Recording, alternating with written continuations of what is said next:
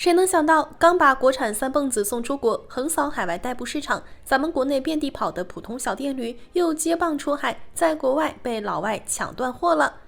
要说这波海外爆货的源头，其实特别简单，归根结底就是一个字：油。中东冲突持续拉锯，直接带崩了全球油价。普通人日常开车通勤、出门代步，成本直接翻倍，谁也扛不住这份额外开销。那普通人能怎么办？好车、名车开不起，燃油小车养不动，只能换个低成本代步工具。抱着试一试的心态入手中国小电驴后，无数老外直接被狠狠圈粉，清一色直呼太好用了，完全挑不出毛病。大家好，欢迎来到星球热点。国家大事从不缺席，舆论场中抽丝剥茧，聚焦独家中国资讯。点赞、订阅、加小铃铛，带你用不一样的视角读懂中国故事。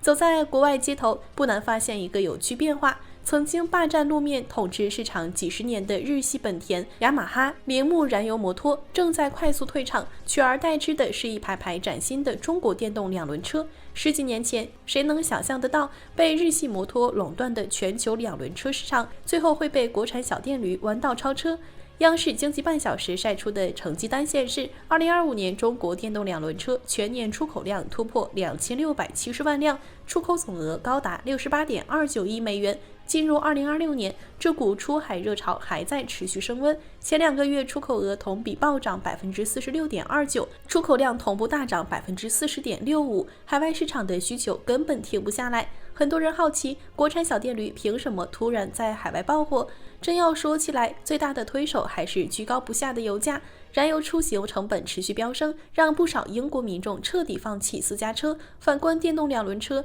轻便灵活，上手简单，关键是用车成本极低，完全适配普通人的日常通勤需求。如今的英国本地电动车门店基本被中国品牌彻底承包，当地经销商坦言，店里90%以上的货品都是中国制造，订单量同比直接暴涨70%。过去2年，中国电动自行车对应出口涨幅高达300%，换算下来，英国街头每卖出3辆电动自行车，就有2辆来自中国。这种市场碾压优势根本没得比。英国车主的真实评价更是直白，英国本土电动两轮车售价普遍在2000英镑，续航却只有短短40公里，而同规格的中国小电驴售价仅400英镑，价格直接砍去80%，续航还能达到60公里，更低价格更强性能，也难怪老外纷纷感慨，中国小电驴的性价比在全球市场几乎没有对手。如果说欧洲市场是意外走红，那东南亚绝对是国产小电驴的翻盘封神之地。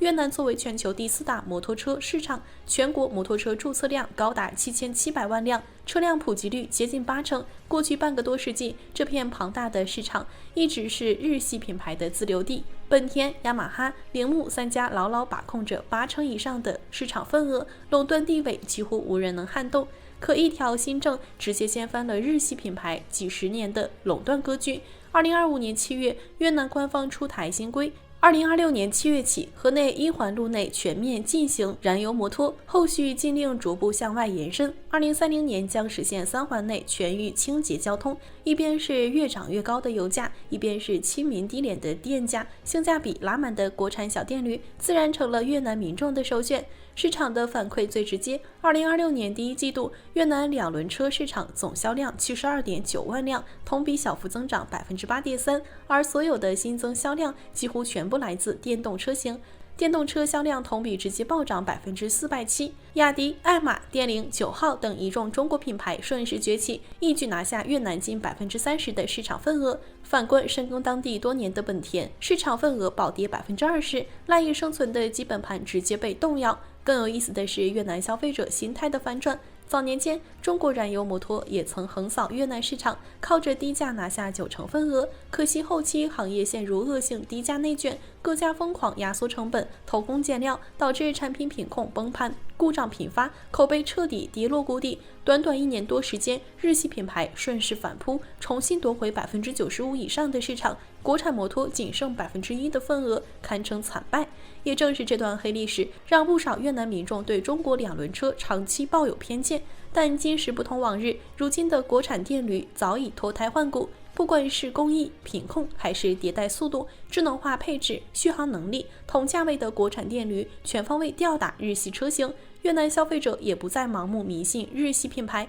越来越多人主动选择中国制造。眼看市场优势不断流失，日本驻越南大使馆甚至专门致函当地政府，试图让越南放缓燃油摩托禁令。日系品牌的焦虑已然摆在明面上。不止越南，整个东南亚都刮起了中国电驴热潮。2026年一季度，国产电动两轮车对越南、泰国、印尼的出口增幅在78%至217%之间。柬埔寨、老挝、缅甸等国的出口增速也全部是3位数暴涨。东南亚数亿台的燃油摩托存量替换市场，足够国产头部企业持续深耕多年。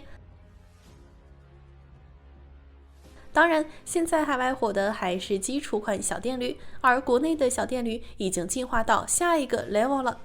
国内的小电驴最快能飙到多快？轻松120，最高的数据能上到200。那国家规定最快是多少呢？之前电动自行车的最严新国标开始实行，严控小电驴提速改装，速度超过25千米每时就要自动断电。各位算算，从25到200，这中间差出多少辆老头乐？大多数一线城市上班族对电驴改装的认知还很浅显，无非就是买车时让店家剪根限速线，小幅提升速度，只为通勤不迟到。可在国内不少城市，小电驴改装早已不是简单提速，彻底玩出了新高度。120千米每时的时速只是入门标配，不管是宝马、凯旋还是各类高性能燃油摩托，真要在路上比拼，改装电驴完全有一战之力。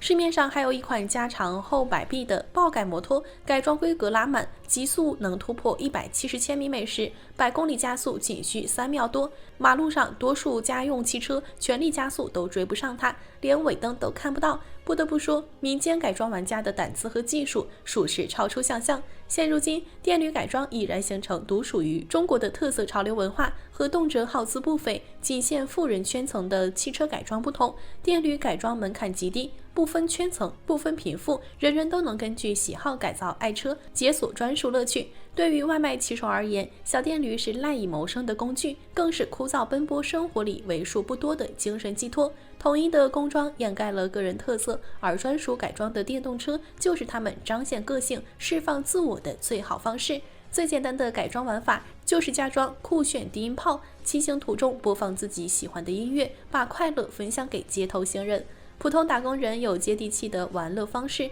年轻闲人群体也有专属的改装玩法。末日硬核的疯狂 Max 风，科技感满满的赛博朋克风，可爱治愈的二次元痛车风，只要脑洞足够大，没有改不出来的样式。不少资深玩家改装爱车动辄花费5-6万，这个费用已经足够入手一台主流家用新能源汽车，足以见得大家对电驴改装的痴迷程度。早年国内改装圈人人追捧日系GDM 文化，如今国产电驴改装自成一派，势头迅猛，未来完全能够形成独有的本土潮流体系。甚至有网友调侃，未来的竞速动漫或许能拍出专属番外，上演外卖小哥的热血飙车故事。值得一提的是，这股改装热潮并非小众自娱，而是覆盖全国的真实趋势。数据显示，2025年上半年，国内两轮电动车销量达到3232.5万台，其中近45%的车主都有改装意愿。也就是说，街头大半小电驴都早已不是原厂出厂的朴素模样。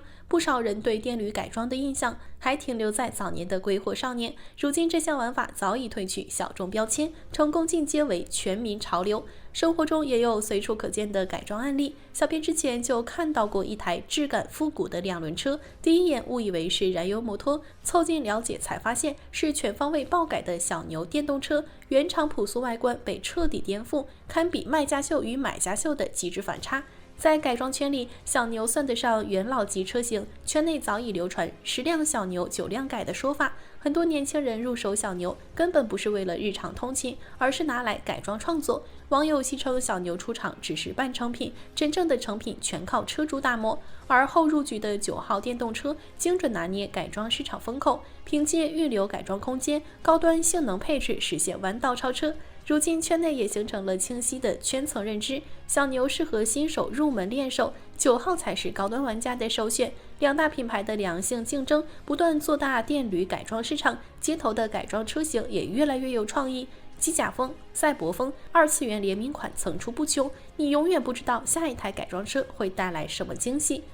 电动车改装就像年轻人的专属盲盒，一旦入坑就很难收手。很多人原本只是想简单换个坐垫、改个配色，最后一步步升级配件、优化性能、加装氛围灯、改造电池仓，把普通电驴改成酷炫的移动电竞装备。未来国内若是举办专业电动车改装展，各类车型同台比拼创意与审美，想必会成为一场极具特色的本土潮流盛会。好了，今天的内容到这里就结束了。如果你喜欢小编的影片，还请大家多多点赞转发，让更多的人一起见证中国进步。关注我的频道，这样既能回顾往期视频，又不会错过之后的精彩内容。那我们下期节目不见不散。